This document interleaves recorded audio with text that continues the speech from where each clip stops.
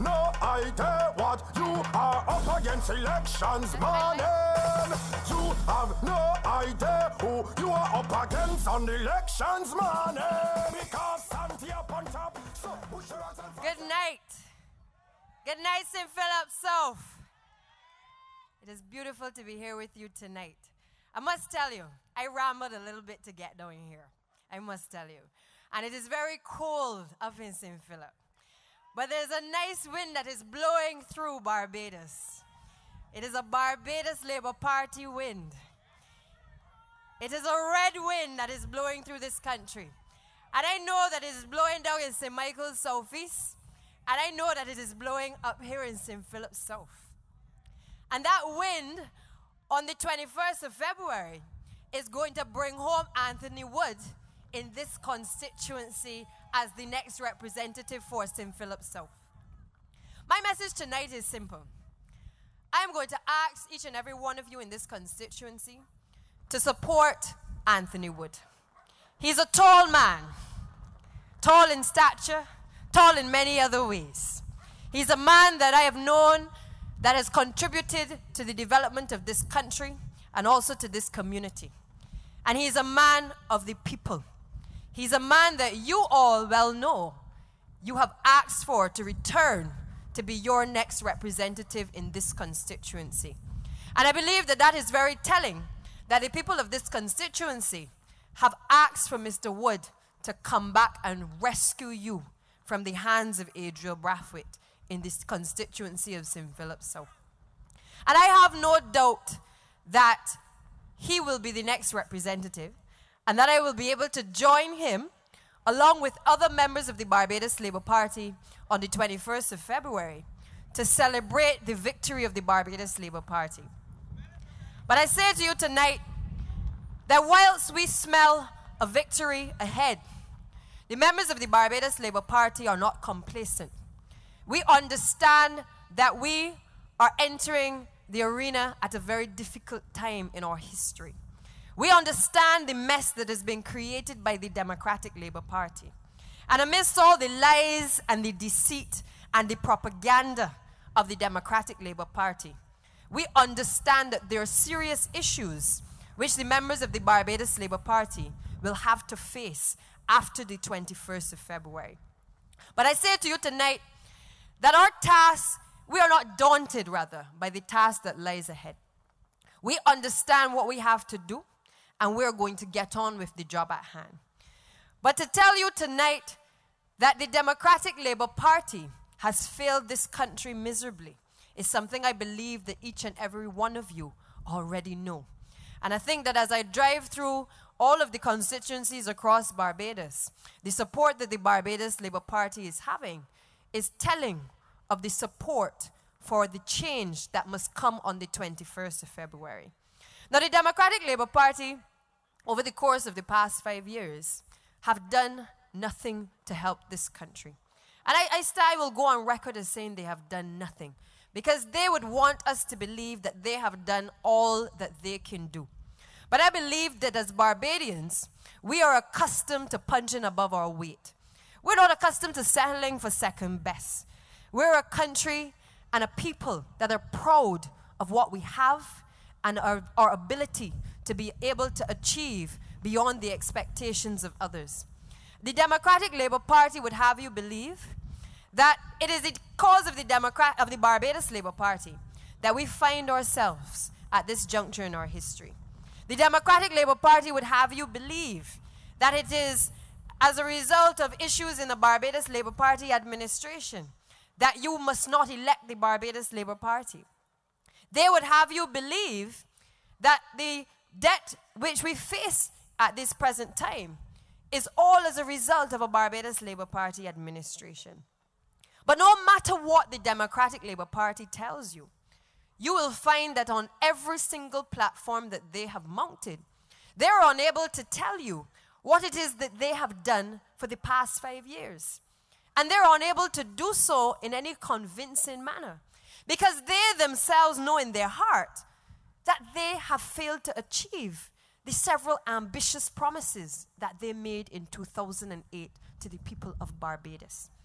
And what is unfortunate is that in 2008, when the Barbados Labour Party would have left office, we understood where we were in our history. We understood that we, as a small island, which was accustomed to punching above its weight, was no longer able to obtain a number of the preferential treatments to which we had been accustomed to by our global partners. We understood that we had to do things differently. We understood that we had to diversify our economy. We understood that there were certain sectors that we needed to make more productive. But we didn't simply tell the people of Barbados that we wanted to be re-elected so that we could keep our hands on the treasury, as the Democratic Labour Party would want us to believe. But instead, we understood that we had advanced this country beyond the unbelievable proportions over the previous 14 years in particular, that we needed to be able to continue to build on the legacy of the Barbados Labour Party. But the Democratic Labour Party came to office and seemed not to understand or appreciate a lot of the hard work that had been laid down by the Barbados Labour Party. We had spent the previous years creating different and drafting different pieces of legislation that all they needed to be achieved were that they needed to be passed once we were returned to office. And despite us losing the government, we left various draft legislation in place for the Democratic Labour Party administration to simply pick up the ball and get going. But instead, you saw the Democratic Labour Party come to office with their ambitious promises and lick out all of the money that the Barbados Labour Party would have left behind. Because it is clear to me that if you have spent so many years in the wilderness, that the opportunity that you get to be able to put your hands on the public purse, the first thing you are going to do is be reckless and mismanage the money that is there. And so we saw in the first years of the Democratic Labour Party administration a very wicked set of acts by this administration, as they attempted to be able to spread the money amongst those who had helped them to be able to win the government. And we saw construction in this country, which the Barbados Labour Party had enabled not only the small contractors, but the medium-sized contractors and the large contractors to be able to eat a little food, to be able to put money in their pockets. We saw the Barbados Labour Party being able to allow artisans and masons in this country to be able to exploit their trade and to be able to make money to feed themselves and their families. And we saw these small vendors being able to pull up on construction sites and be able to feed the workmen who were working as laborers and carpenters on these sites. But today in Barbados, I ask you, because I know the answer already. I want you, the people of this country and the people of St. Philip South, to ask yourselves, where has the construction gone in this country? What has happened to the construction industry in Barbados? Why is it that a number of our people who have left school and who have a trade or two are unable to find work today? But yet you can look at projects of Coverley and you can see slab work being done by contractors, by one contractor in this country who they give all the work to. How is it that a Democratic Labour Party administration that would tell the people of Barbados that they're for the poor, they're for the poor man, they're for the people at the bottom, and that the Barbados Labour Party is a party for the rich and for the foreigners, could do this to the people of this country? It is a wicked act on the part of the Democratic Labour Party. And I have sat in the Barbados Senate for the last 2 years, and I have had to listen painfully to the Democratic Labour Party try to justify a number of its policies in this country.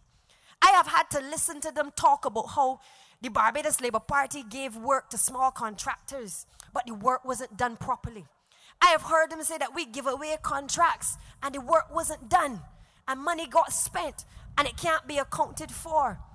And on each occasion, I have had to remind them that if it is that these things exist, then they are the government of the day, and they need to take the steps that are necessary to bring to the fore the people who they say are responsible for the acts that they allege. But they've been there for 5 years, and not one person has been brought before the law courts. Not one person has been dragged in the public domain, apart from when they talk about the people who received contracts in Parliament, because you know they're under parliamentary privilege, and the Democratic Labour Party like to call people's names in Parliament. But apart from doing that, they have not sought themselves to be able to come to the people and say, look, these people did not do proper work. These people got money, and they did not do what they were supposed to do. But instead, they would want the people of this country to believe that under a Barbados Labour Party administration, we failed to be able to empower not only the people who had the money, but we were able to empower people who were now starting out in businesses, people who wanted to come together in groups and become contractors, small contractors in this country. And today, when you look across Barbados, you see very little, if not no construction going on in this country. And the Democratic Labour Party would want you to believe that they are a party for the people. Look at the houses in Coverley and ask yourselves which low-income person is able to afford the houses in Coverley.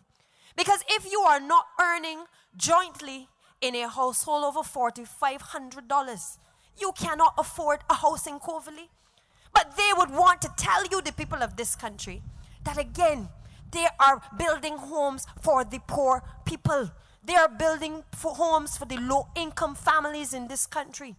Well, unless there's something I don't know, it would appear as though low-income has a different description or a different color in this country under Democratic Labour Party administration. And I ask you to look beyond the lies and the propaganda of the Democratic Labour Party. I look out here and I see red shirts. You don't have to be wearing a red shirt to understand what is going on in this country. You don't have to be wearing a yellow shirt and supporting the Democratic Labour Party to understand what is happening in this country. You just simply have to look around this country and realize that if we are not careful and we leave this country in the hands of the Democratic Labour Party, we are not going to even recognize the Barbados in which we live very soon. And I say to you, as a young person, it pains me to have to listen to the Democratic Labour Party talking about their housing projects and knowing that I have people in my constituency who cannot get housing. There are people across Barbados who cannot get housing. People who have been on waiting lists. But then you hear that the minister say, go down and go and see such and such a person, and the person gets a house. Or worse, you have situations where they take pictures with prospective homeowners, and then the furniture has to go back the next morning. And the keys have to be handed back. Because the Democratic Labour Party is an administration that is simply all about the photo opportunity. But when you really simply study the tangible things that have happened in this country over the past 5 years, you have to ask yourself, not only what is your life better when under Democratic Labour Party administration, but if you keep them in power, will your life be better for the next 5 years? And that is really the decision that many of you will have to make. It is not about being B or D.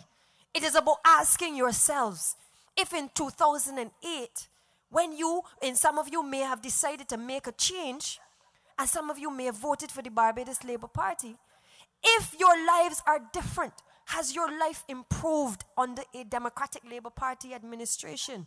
Have you seen the progress in this country that you would want for yourselves and for your families and for generations to come?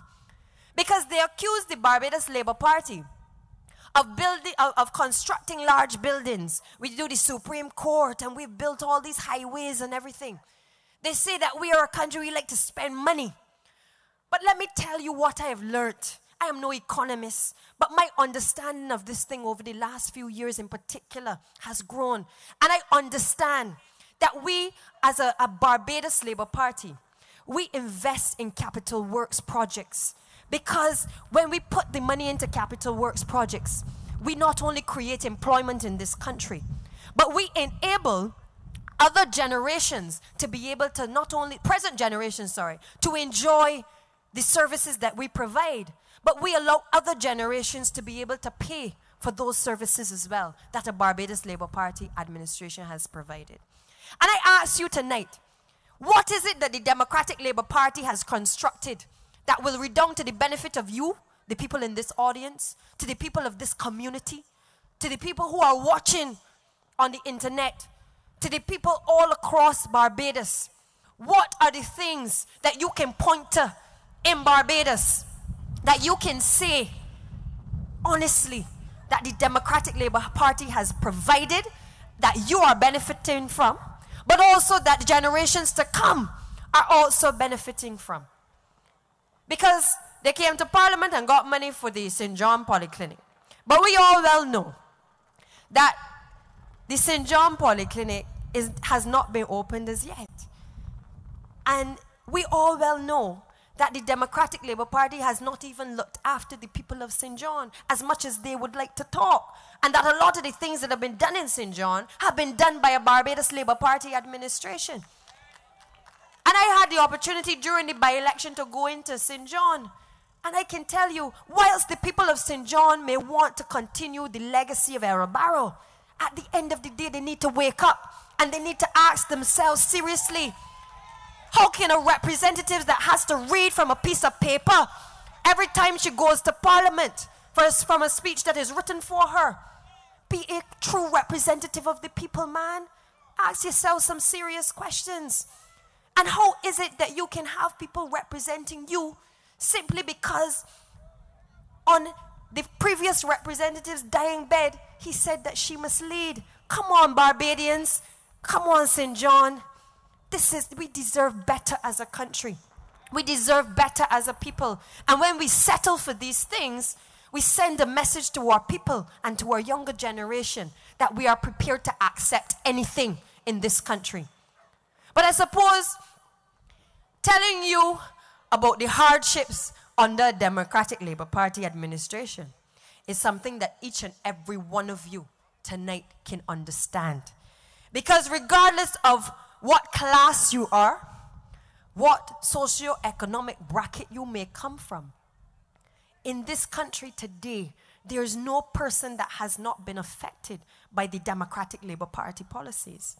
And therefore, when we have heard over the past few months people calling for an election, they were not calling for an election to keep the Democratic Labour Party. They were calling for an election to get rid of the Democratic Labour Party. And I believe firmly that on the 21st of February, the people's voices will be heard, because the people have simply had enough of them. And while I'm here tonight in St. Philip, I want to talk about something the Democratic Labour Party has been saying about a fellow,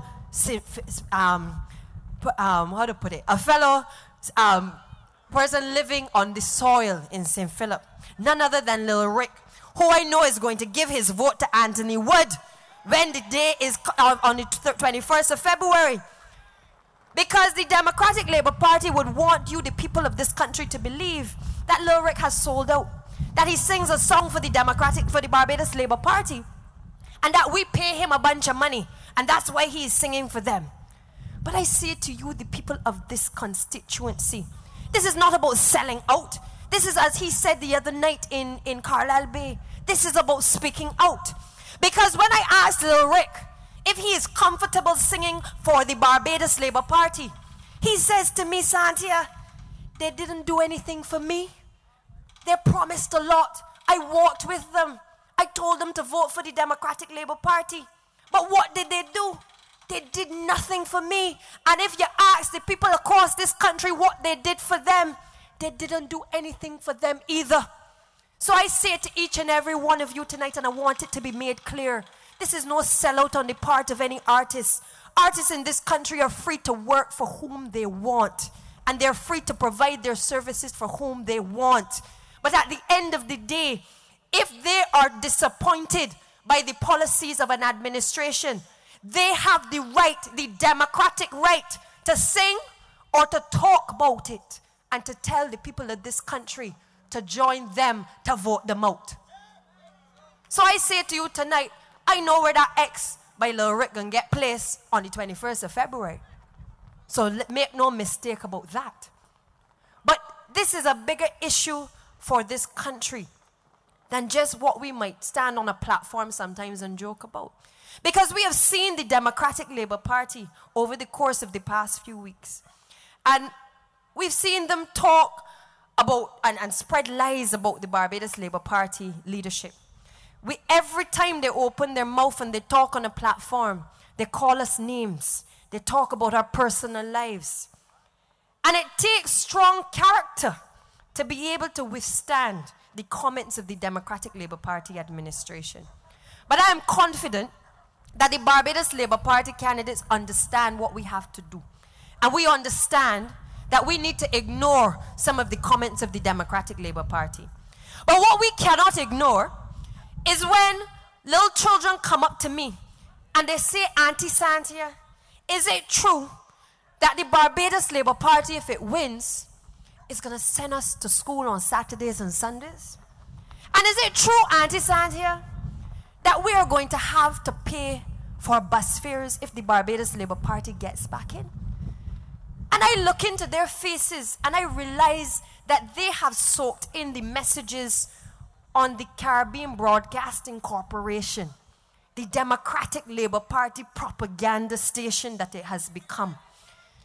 And it is unfortunate that people who should know better in this country would take the opportunity during an election to misinform not just the people who are to vote, but to misinform the little children of this country.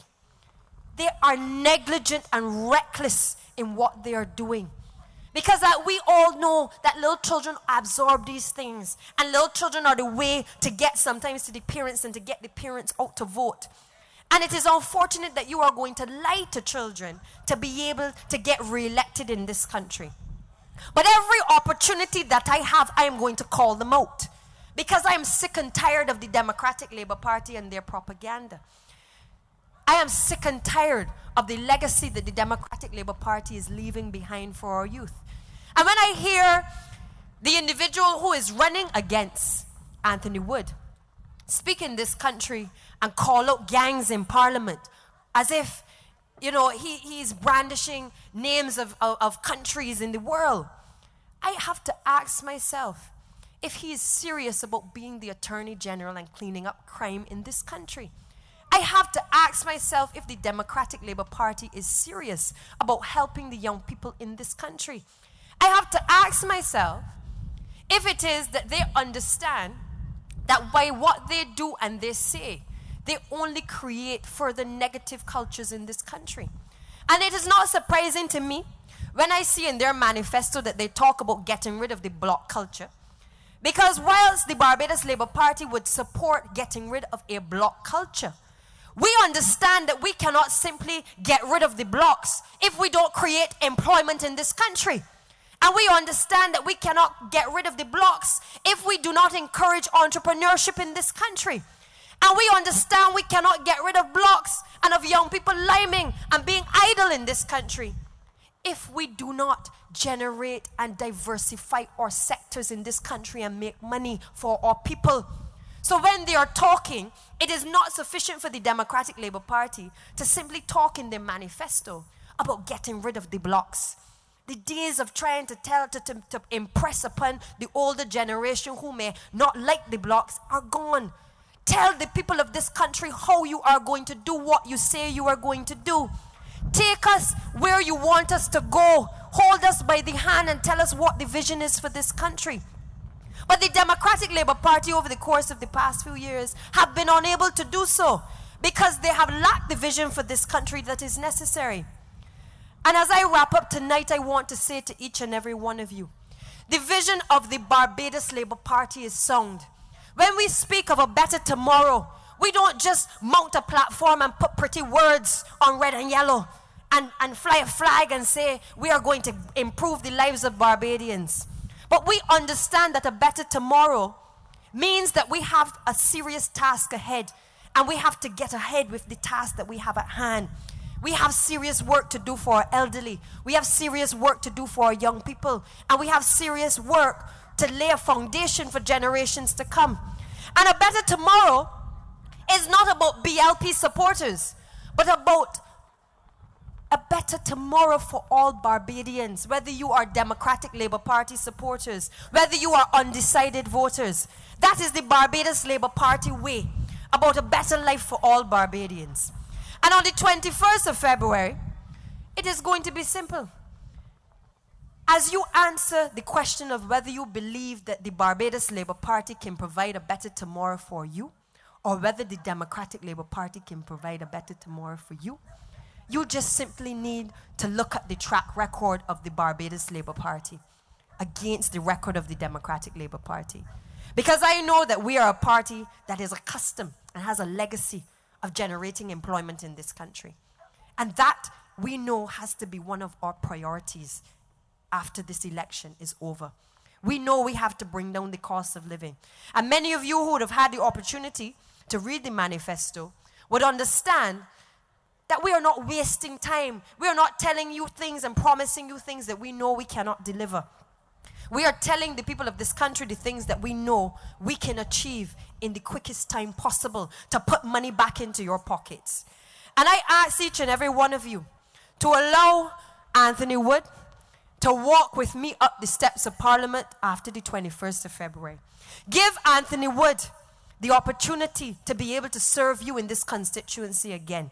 Give him the opportunity to be part of the team of the Barbados Labour Party that understands that we have to combine the youth with the experience to be able to lift this country up once again and to give our people hope. Again, my task tonight is simple. I see lights flashing, but I believe I have a message to give to the people of this constituency, that we deserve better as a people. The people of St. Philip South deserve better, and that we need to rid ourselves of representatives in this country who claim to be one thing and then turn out to be another. So I say to you, give Anthony Wood your support. Give him the support that you have echoed by asking him to come back to serve the people of this constituency, and give the Barbados Labour Party in your numbers a resounding victory on the 21st of February so that we can bring to the people of this country a better tomorrow. I thank you and good night. So put your hands and fans them up, Santia upon top. Put your hands and fans them up. Like a package we sell, Santia we charge up. We charge up.